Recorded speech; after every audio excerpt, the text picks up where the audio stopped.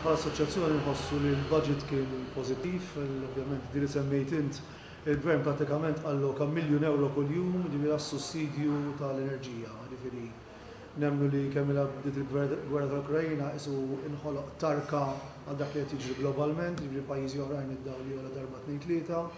Dan huwa piż sostanzjali għall-industrija tagħna, ġifieri dak kien fattur pożittiv ferm għall-industrija tagħna. Ta' min isemmi wkoll jiġifieri kien hemm żieda fil-pagi sostanzjali fil-kola u fil-minimum wage. Mill-aspett ta' negozju jista' jkun daqsxejn piż fuq il-businesses, però fl-istess ħin dan huwa disposable income flus fil-but għal dawk li faħħar mill-aħħar huma klijenti tagħna.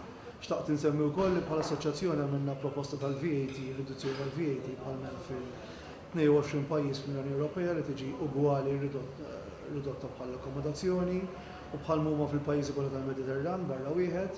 Inħossu din miżura kienet strutturata tajba ħafna minnha li primarjament ħajgawdu l-gvern, il-klijent Malti, it-turist u nominalment l-industrija tagħna.